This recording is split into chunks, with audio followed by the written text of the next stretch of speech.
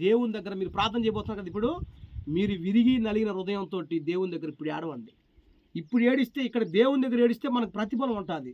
దేవుని దగ్గర ఏడిస్తే ప్రియులారా, మన కన్నీరు కారిస్తే ఆ కన్నీరు మన యేసయ్య ఏం చేస్తాడో తెలుసా? భక్తుడు దావీదు గారు అన్నారు, నా కన్నీటిని నాట్యముగా మార్చాడు. ఆమె కాబట్టి మీరు కార్చబోతున్న కన్నీటిని యేసయ్య నాట్యంగా మార్చునుగాక. ఇంకా ప్రియులారా, మూడో విషయం చెప్పుకుందాం. చూడండి, సాత్వికులు ధన్యులు వారు భూలోకమును స్వతంత్రించుకొందురు. దేవుని స్తోత్రం చెప్పండి గట్టిగా, హల్లెలూయా.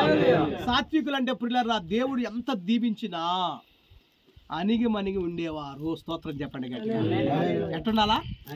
అది దేవుడు ఎంతగా మనం తగ్గించుకొని ఉంటే ప్రియులారా, మనం ఎంత తగ్గించుకుంటామో దేవుడు అంత హెచ్చుగా హెచ్చిస్తాడు, అంత గొప్పగా ఆశీర్వదిస్తాడు. గుర్తుపెట్టుకోండి. ఇప్పుడు ఏ మనిషి అయినా సరే ఒక మిద్ది మీదకి ఎక్కాలంటే ఒక లిచ్చిన వేసుకోవాలా. లిచ్చిన వేసుకుంటేనే మనం కింద నుంచి పైకి ఎక్కుతామా, ఒకేసారి పైనుంచి కిందకు వస్తామా? అందరు చెప్పండి.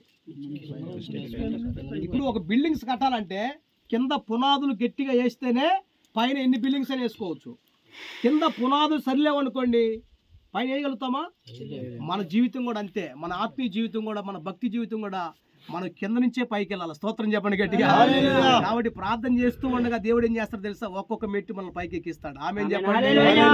కాబట్టి ప్రియులారా, ఈరోజు దేవుడు మీతో మాట్లాడినటువంటి విషయాలు, ఇంకా 9 ధన్యతలు మనం 3 చెప్పుకున్నాం. చాలా విషయాలు ఉన్నాయి, మనకు సమయం లేదు కాబట్టి దేవుడి మాటలు దీవించి ఆశీర్వదించును గాక.